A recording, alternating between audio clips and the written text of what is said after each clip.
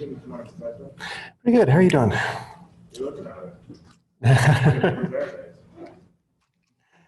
Yeah, I couldn't hear that last bit.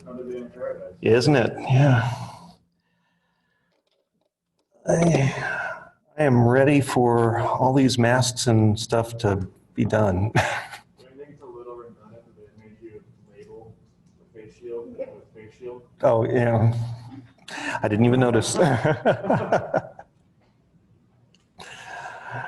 many classes do you teach? Just the 112. Yeah. So just like an abnormally large class for you? So, before I was here, I taught at Oklahoma State University, and I had classes of 200, 250 there. Since I've been here, this is the first time I've taught at the Gen Chem level. Before this year, I've been teaching P-Chem, 300 level kinds of classes, and those are, 30, maybe 35 on a big year. It can be. It's very mathematically intensive. Lots of derivations. I enjoy sitting through chem lectures, but I hate doing chem work. I would love to sit through a P-Chem lecture, but don't ask me to do the class before. I hear you. I hear you. All right. Well, let's actually get started. The recording's going. Good. Okay. So, as always, remember to do the seating survey. The deadlines that are coming up today is 3 content video quizzes, and I've mentioned this a couple times already, but just to make sure, there is an error in the quiz on the properties of solids video. The question, what does it mean for a liquid's shape to not be defined? The correct answer is that the shape is defined by its container, but I clicked something wrong when I made the quiz, and it is expecting you to say it's like dividing 0 by 0 is undefined. So know that the correct answer is the correct answer, and enter the incorrect answer so that you get the points. As I have said previous times this week, I am implementing an extra error checking step in my video production process from here on out to make sure I eliminate those kinds of problems. On Friday, homework 2 is due. There are 3 Newton Alta parts and 1 supplementary question part. And Tuesday of next week, the first group activity is due. So for the activity, you go to the Google Doc from Blackboard. That Google Doc is on my drive. Don't request permission to edit that copy of it, because that's not the way you're supposed to do it. What you do is you go to File, make a copy. That puts a copy in your own Google Drive, and then whichever of you that did this as part of your group, share permissions to the rest of the group so everybody can be working on the same document. Okay, and then that is the document you will then be submitting on Tuesday of next week. For those of you that are having trouble getting people to respond on your group discussion board, I believe there is also an email, my group members or something kind of link in there as well, so you can try to prompt people to become active that way as well. Any logistics stuff we need to talk about before we get going on content? Yes? What happens if you can't get the group members to participate? If it comes down to, middle of the weekend and nobody's responded to you, let me know, and I will find all of the people from various groups that have not been, their groups haven't participated. I'll combine you into a group and give you an extension on when it's due.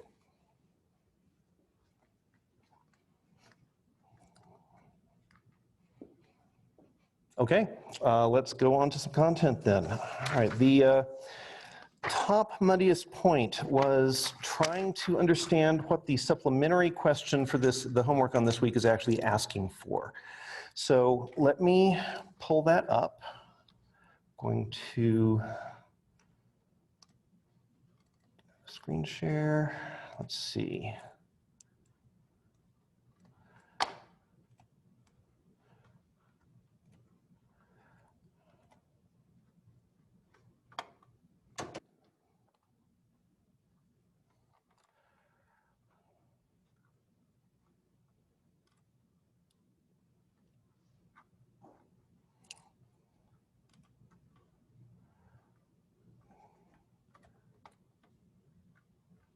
Okay.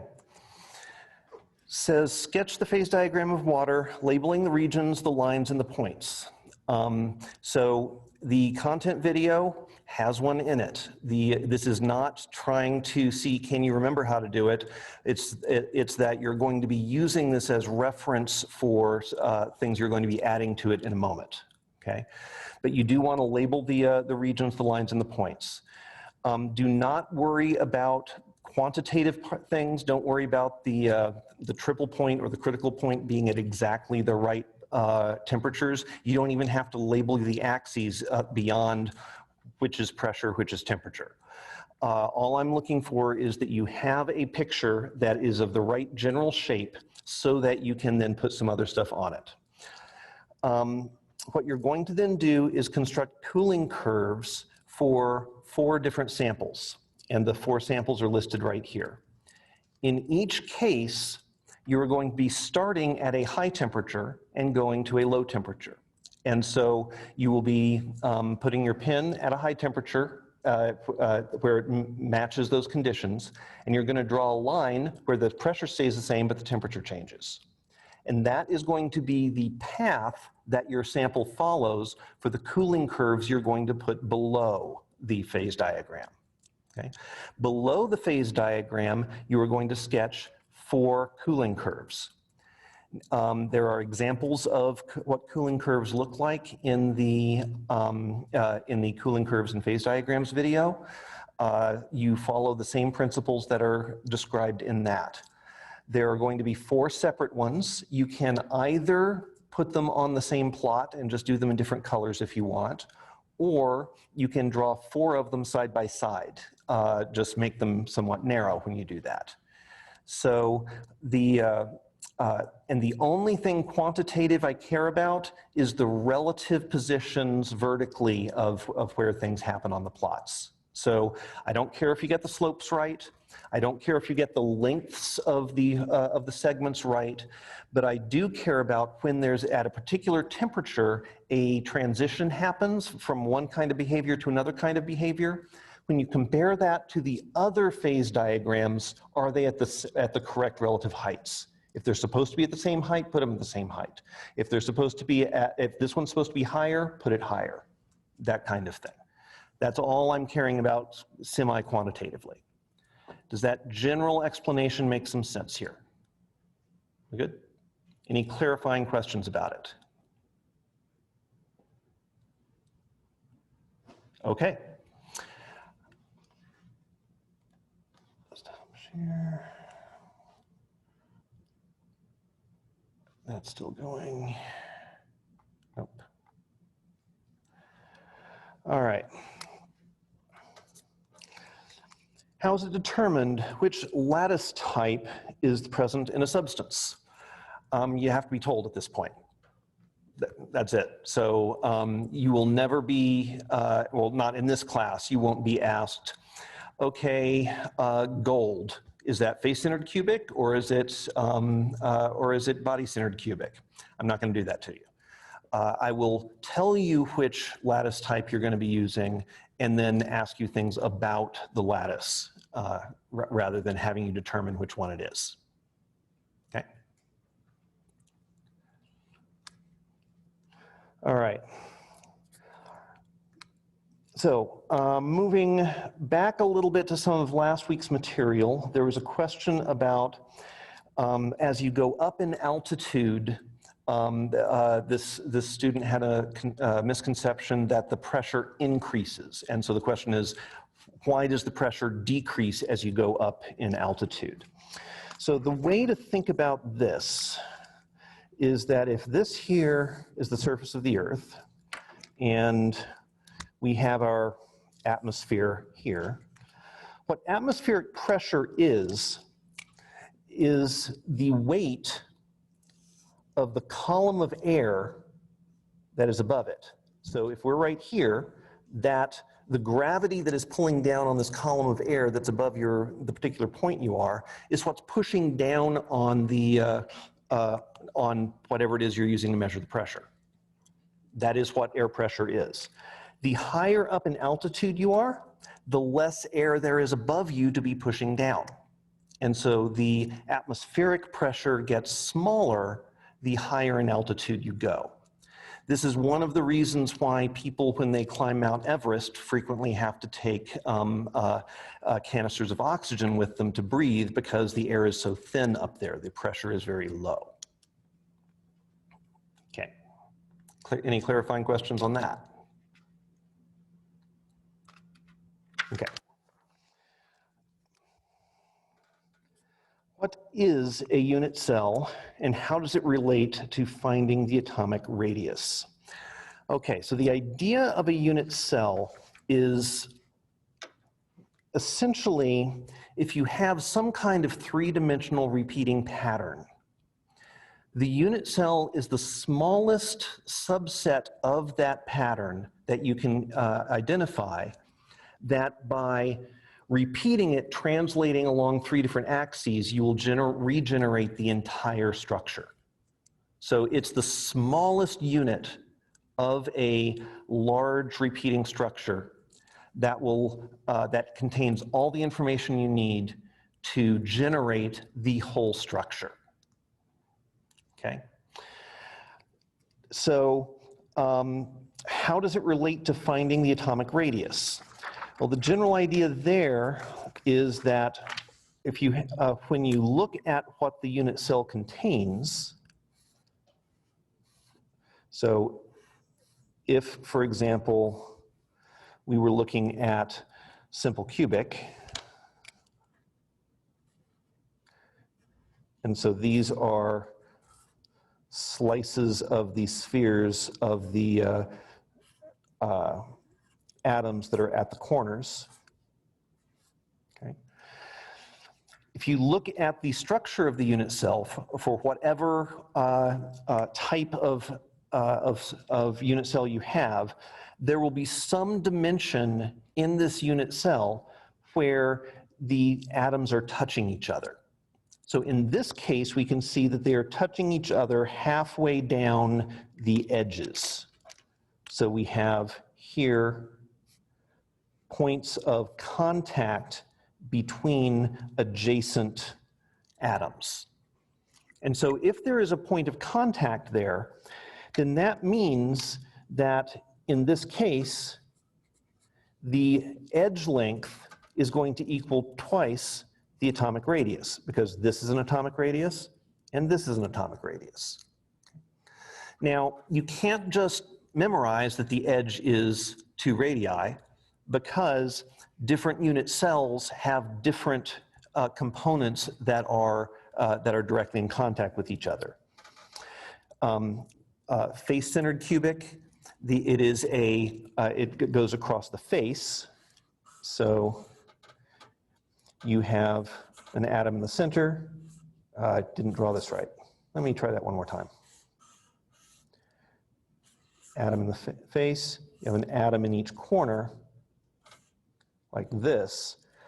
And so you have one atomic radius here, one atomic radius here, one atomic radius here, and one atomic radius here. And so you end up with 4R across a face diagonal, if it's face-centered cubic. And then body-centered cubic is across the body diagonal. So there aren't shortcuts to knowing this information other than visualizing in 3 dimensions what the unit cell looks like. Okay? It is much, much better to be able to visualize and think about the geometry than it is to memorize simple cubic is edge 2R, face-centered cubic is face diagonal 4R. I mean, you're just going to end up with this huge long list of details and to try to memorize. And if you understand where the pieces go, you can draw it and then extract the information. A great example of that kind of issue is, imagine in the face-centered cubic structure. So this is continuing out this way, another one in the center. So in the face-centered cubic structure, there's a hole interstices dead center, okay? And if you have some kind of ionic compound where the anions are forming this face-centered cubic lattice, and the hole in the center is where you would put a cation, then you might be asked the question, what is the size, the largest size of the cation that could fit in that hole? That's not one of those details you can memorize because it's asking about a different aspect of the geometry, right? So instead, you have to think about what's going on here. You figure out what the edge length is, you figure out how long the body diagonal is, or you find out how long the face diagonal, from one center of one side to one center of the other side is. You know you have on the inside of this two spheres that are coming up next to each other, and then you subtract to find out what the space is in between. So it becomes a think about the geometry problem rather than do I remember the formula problem. Okay. Okay. All right.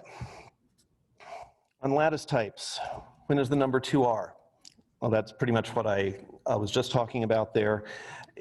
The place that 2R showed up was the edge length in simple cubic, but I strongly recommend don't memorize that.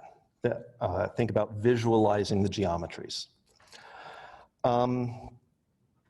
Okay, I put this question on here because it was asked as part of the live Q&A, but I'm not sure I understand what it's asking. So if somebody in live chat or here either was the person that asked the question or can construct this into a question that, that I can understand, I'm happy to try to answer it.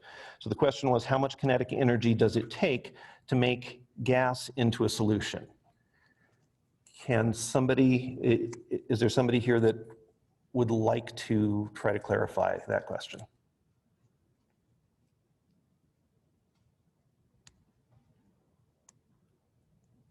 Yeah. Is this talking about the critical point? About the critical point?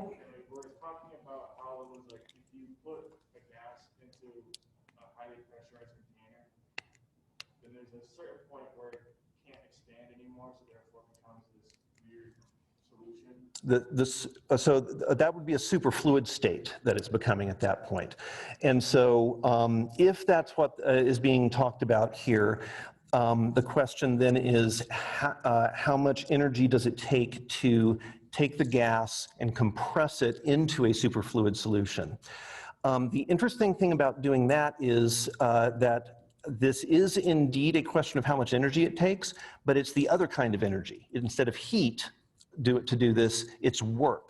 So we are doing work on the system by compressing it into the into that gas.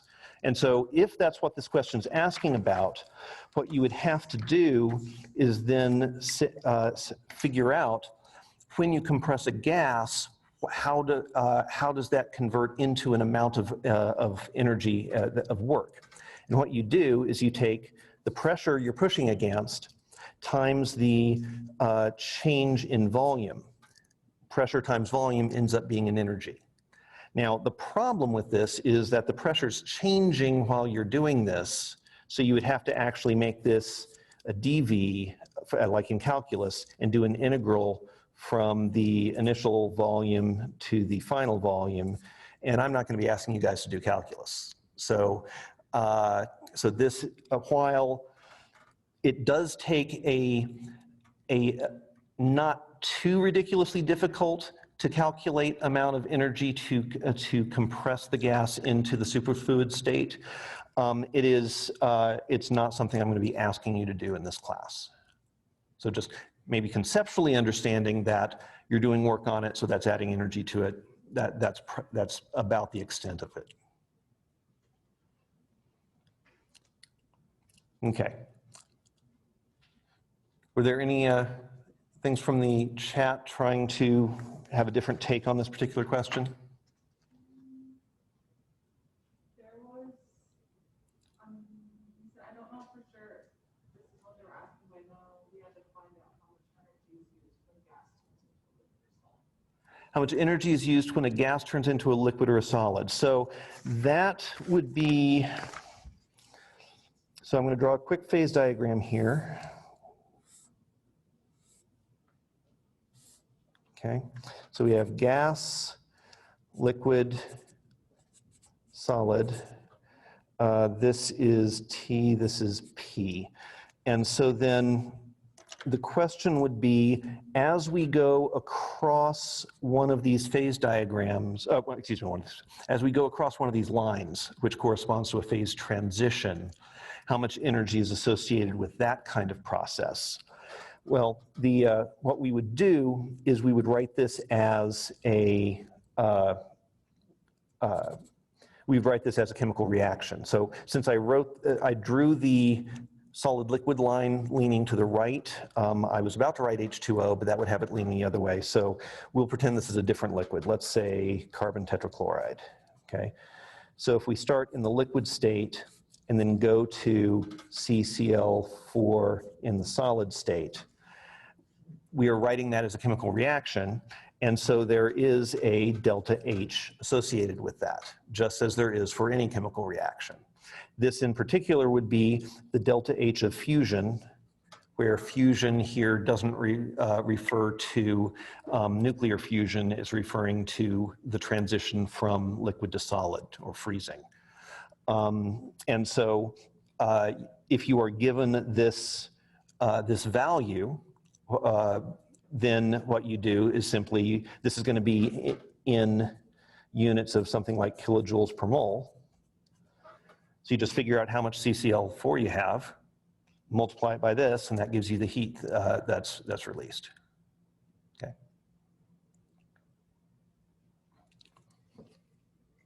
Okay. Let's see.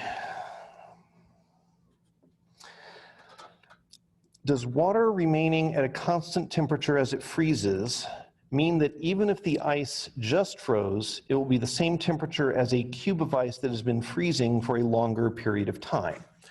Well, let's think about a cooling curve in answering that question. So we have here temperature and we have here time. And the experimental setup is such that we have a sample that is, since we're talking about freezing here, we have a sample that's starting as a liquid, and we are going to extract a constant amount of heat from the sample per unit time. Okay. So what we're really plotting against here is as heat is being removed, what happens? And so you have a sloped line coming down because as you remove heat from the liquid, it cools down until you reach the freezing point. Once you reach that freezing point, it levels off until it's flat. And so here, it's just starting to freeze. So 0% of it is frozen. Here, 50% of it is frozen, and it took a removal of energy as heat from the system to get to the point of 50% of it being frozen. And then over here you get to a point where 100% of it has frozen. Once that is the case, once it is fully frozen, you now have a solid that has a heat capacity, and that is now going to start to go down in temperature. So in this question that's asked here, even if the ice just froze, it will be the same temperature as a cube of ice that has been freezing for a longer period of time. The question to ask right here is not about time, it's about whether there is any liquid water left or not. If there is liquid water left, then it's still somewhere on this flat part. And so on that flat part, it will be 0 degrees. If it has all frozen and then you leave it in the chilly environment so that it can continue to cool down past that, it can end up being lower than 0 degrees. This point here where it is a where it is constant at 0 degrees is only constant there when you have liquid and solid water in equilibrium with each other. Okay. Does that generally make some sense? Any questions about that, clarifications? Okay. All right. Last question's fun, but it's unfortunately not something that we're dealing with. When cornstarch is combined with water, it acts as a solid when strong force is applied and a liquid when minimal force is applied. Does this have anything to do with the critical point, but with solid to liquid rather than liquid to gas? And how does this happen? The answer is no, it doesn't have anything to do with the critical point, and it's not really a phase transition. This is a physics phenomenon known as a non-Newtonian fluid, which means that it is a fluid that doesn't behave according to Newtonian laws of fluid dynamics. So it's not really something that shows up on a phase diagram very easily, and so it's kind of beyond the scope of what we're going to talk about in this class. And that was the full list of muddiest points that we had. So I am happy at this point now to open up the questions to the floor or to the chat, if anybody has anything. Yes? Can you give an example of how to find the critical melting point? To find the critical melting point? Is that what? There are questions on the homework about finding the critical melting point. I would need to know how that question was worded. So the critical point is this point right here, because above that region you are in the superfluid regime. I'm not aware of an easy way to calculate where that point is. So if you find that question, why don't you send it to me or post it on Piazza with a screenshot of the question, and I'll see what I can do about that. But that's not the kind of thing I'm familiar with.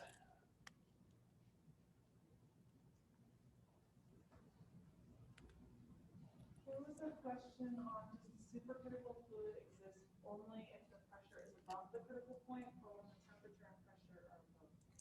Okay, so the question from the chat was, does the superfluid only exist if the pressure is above the critical point, or both the pressure and the temperature are above the critical point? The problem with that question is that no, it's not a problem with the question. I mean, the question is a good question.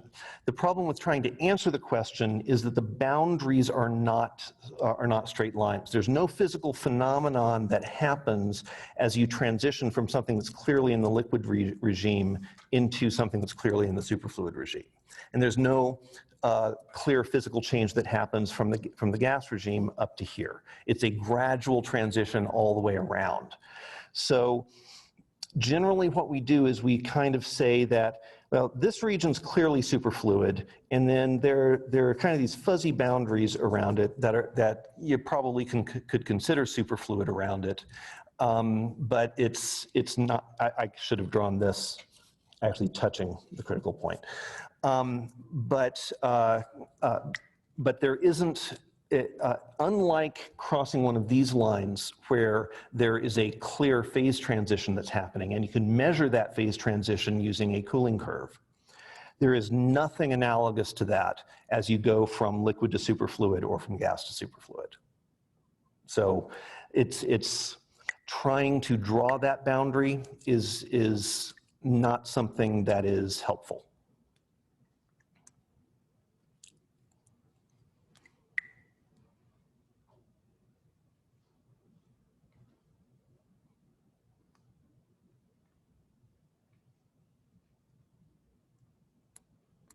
What else can I help clear up? Or, I mean, feel free to just, if you don't have a specific question, but you're feeling uncomfortable with the general topic, I can try to riff on it.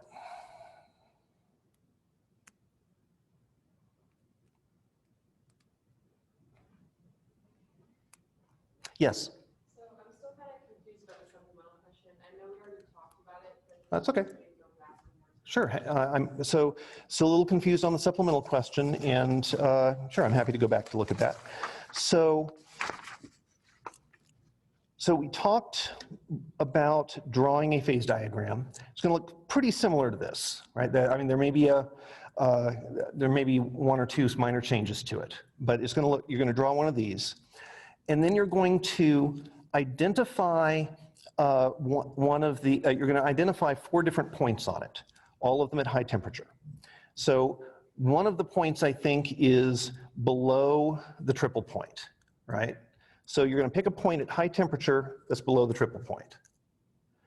And you're going to draw a line that traces what happens to that sample as you cool it. Okay? Then, and you're going to do that for each of the 4 samples it mentions.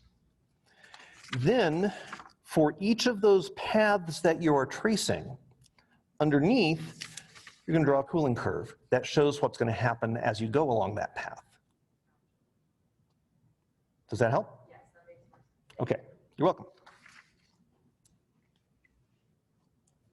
And someone just wanted to check if you aren't temperature specific, but you have a really high pressure, like above the critical point, there isn't going to be a gas to liquid.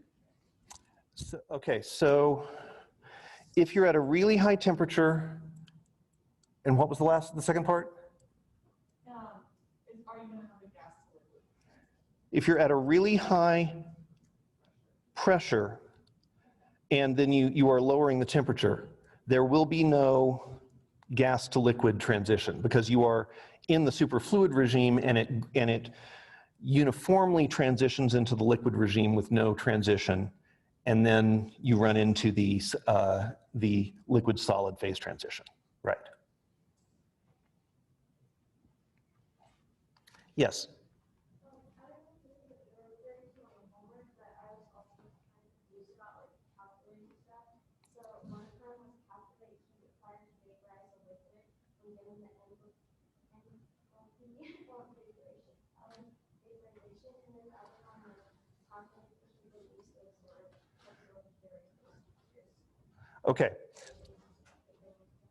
Okay, so these are about calculating the amounts of heat either absorbed or released under a couple of different kinds of conditions.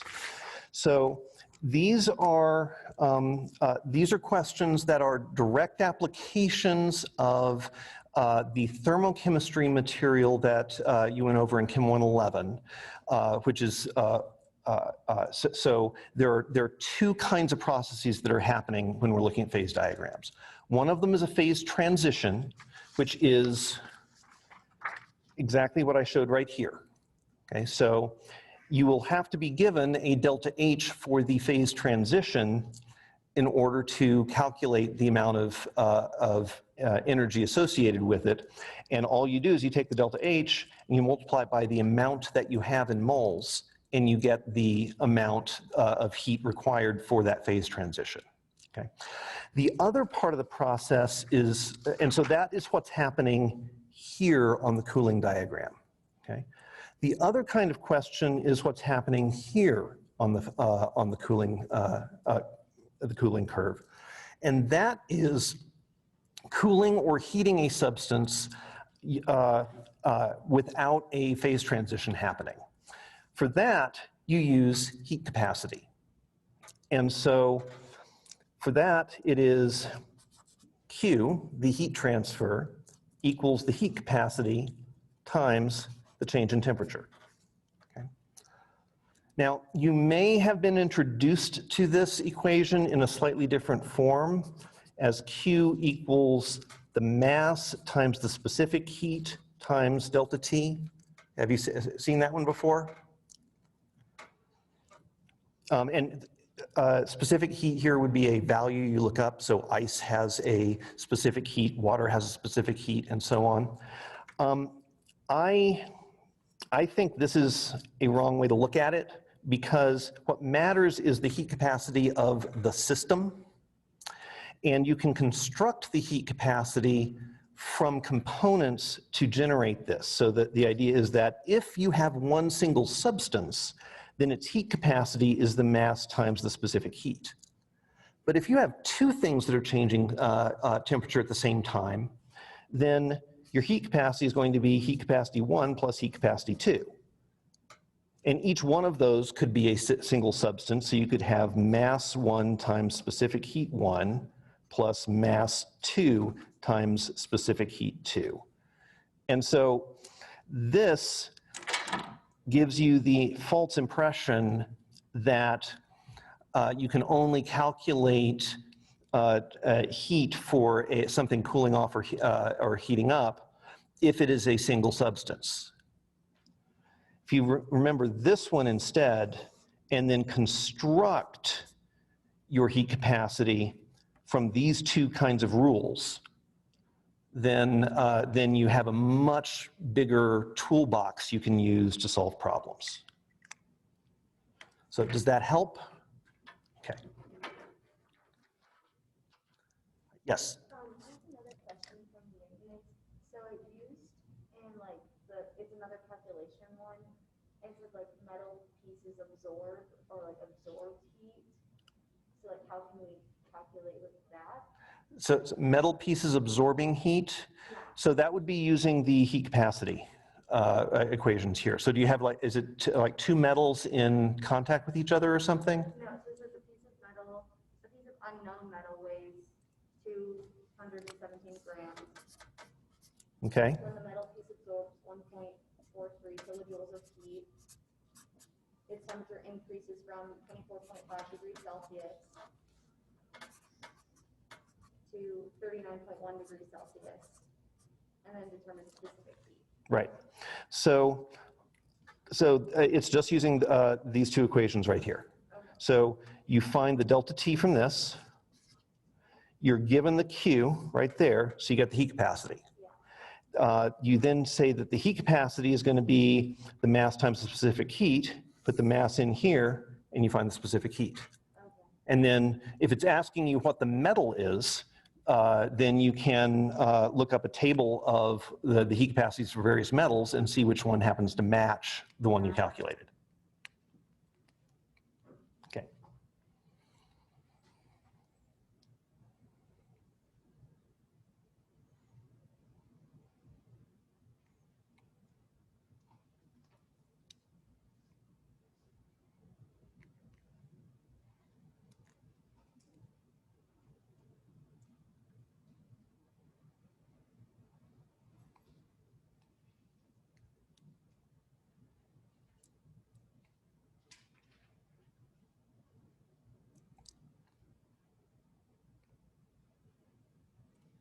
Any other questions or thoughts?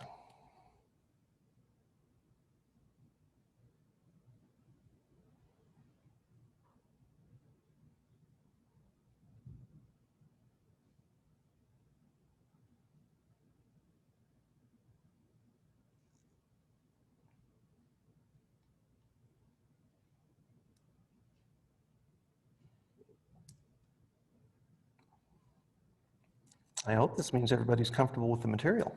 So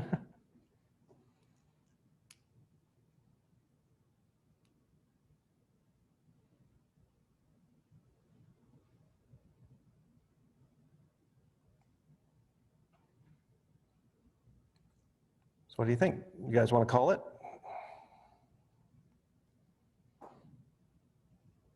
Yes. At this point now, I'm just looking at my Newton, but I've been so it says it's like releasing 450 joules into the atmosphere and to calculate the final temperature of the object. So releasing 450 joules into atmosphere. It's 20 grams. The temperature is 35 degrees Celsius. 25? 35. 35? And You see. the specific heat is 2.89 joules over Greenwich degree Celsius. 2.89 joules per gram degree C? Okay. Yep, so this is again using exactly the same set of equations. So you have the heat, which is Q. You have the specific heat, which goes here. you have the mass which goes here, that gives you the heat capacity. Plug the heat capacity in and you get a delta T. And then you just have to think about, is the delta T going to be increasing or decreasing? And so since it's releasing heat into the atmosphere, then the temperature has to be going down of the object. So then you'll subtract your change in temperature from the initial temperature. Does that make sense? Okay.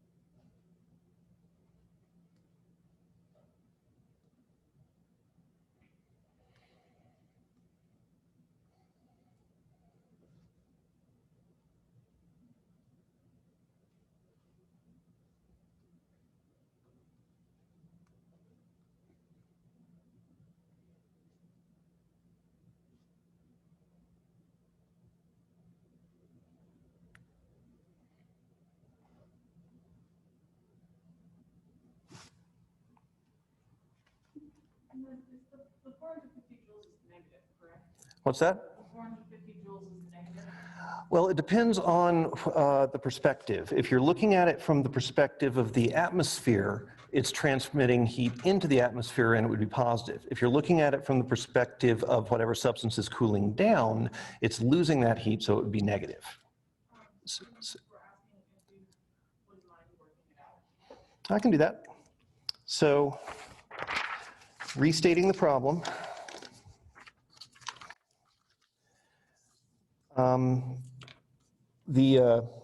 We have a mass of 20 grams of a substance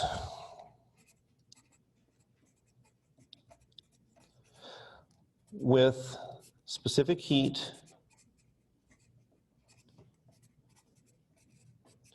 let's see if I can spell heat correctly, of 2.89 joules per gram degree C.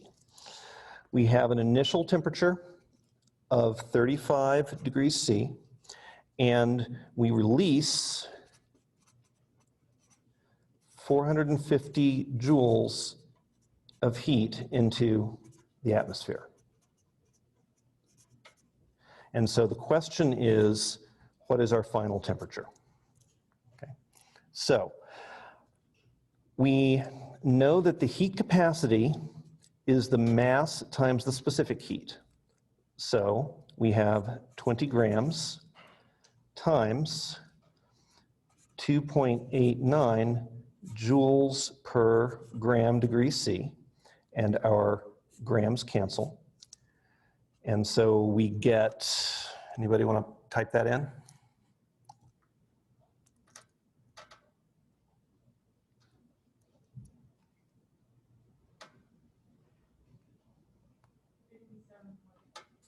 $57.8 joules per degree C for our heat capacity. Now we use the equation Q equals C delta T, which we can rearrange because we're looking for the delta T as Q over C equals delta T. So we have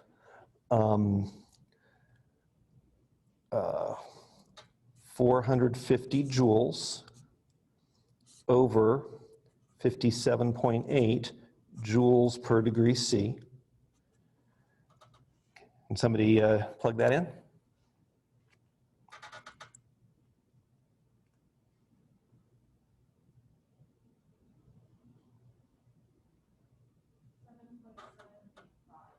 .785 degrees C. Now, at this point, we think about sign. Since heat is being released into the atmosphere, we know that the temperature of the substance has to be going down to compensate. So we take our initial temperature. So remember that delta T equals T final minus T initial. So our T final, this needs to be a negative, and that's because from the perspective of the substance, it's a negative heat. So we now have T final is T initial plus delta T. So we take our 35 degrees C minus 7.785 degrees C. So since looking at significant figures, we'll call that 8. So our temperature final is going to be 8 degrees lower than 35, or 27.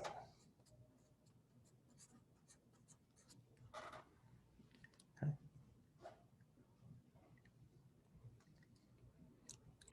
Now, a very important point is at every step, at every intermediate step, write your units so that you can make sure things cancel correctly.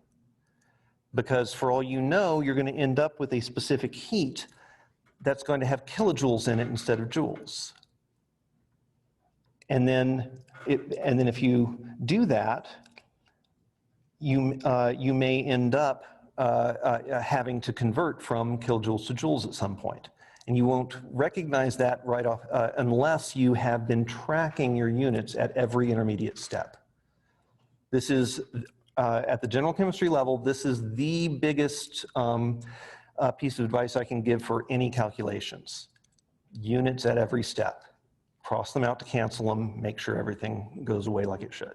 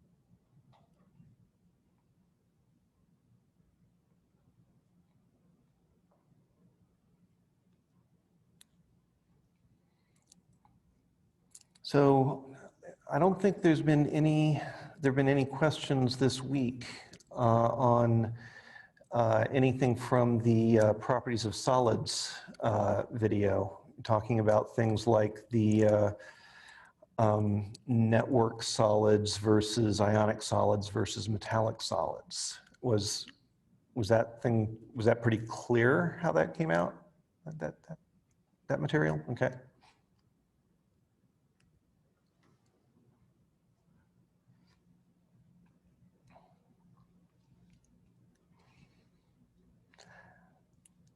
So let me pose a question then. We've talked about using intermolecular forces to look at, say, melting points across a wide range of similar related compounds. Let's look at some other things. So if we have melting point of water, melting point of salt, melting point of diamond.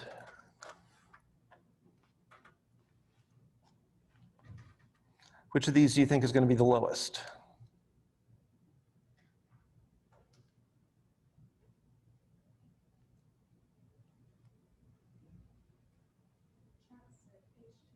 Chat says water. Yep, because we know, because this clearly has at most hydrogen bonds going on. What kind of interactions do we have in sodium chloride?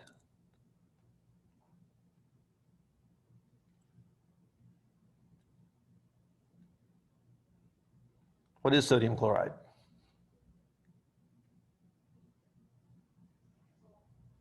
Salt, table salt. So what's it made up of? What kinds of constituent parts?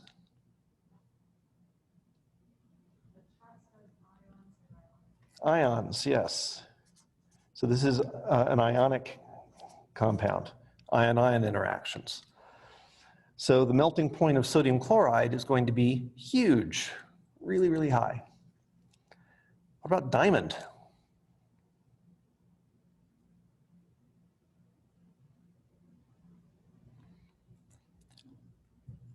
Yep, this is a covalent network. So you have to be breaking covalent bonds in order to get the atoms to move past each other. So that's going to be huge too. Now I haven't actually looked up what the melting point of diamond is to know which of these is higher. My guess would be that diamond would be higher, but both of them are just ridiculously high.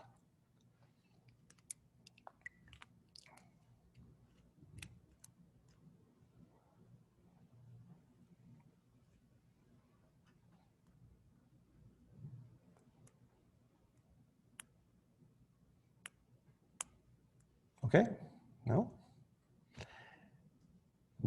Nobody has any other questions. I guess we can call it for today. Thank you all. Session at 3 to 4:15 if anyone needs a little extra help. So. And don't forget my office hours, which are posted on Piazza, and CIC has a pretty wide range of open hours as well. Yeah, so lots of opportunities for help.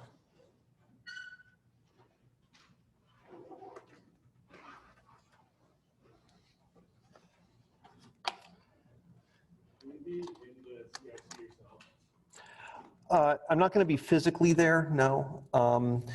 But I mean, my office hours are just drop in over Zoom, and I'll chat about things. I was pleased. Some people showed up this morning, first time. Answered some questions pretty quickly.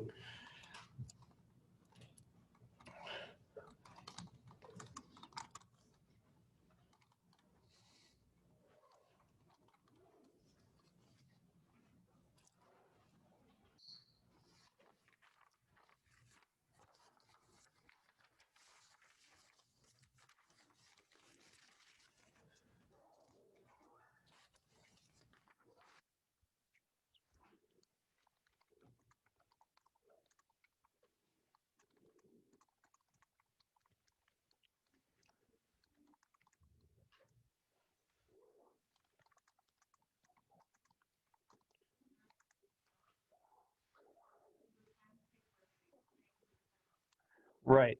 So does the time it takes for a phase change depend on the pressure? The time it takes for a phase change is going to depend on the delta H for the process and how rapidly you are either removing or adding heat to it. So if you take how much of substance you have, multiply it by the delta H to find out the Q that you need. And then when you have a heating rate or a cooling rate, you take your heat needed divided by the cooling rate or heating rate, and that'll give you how long it's going to take.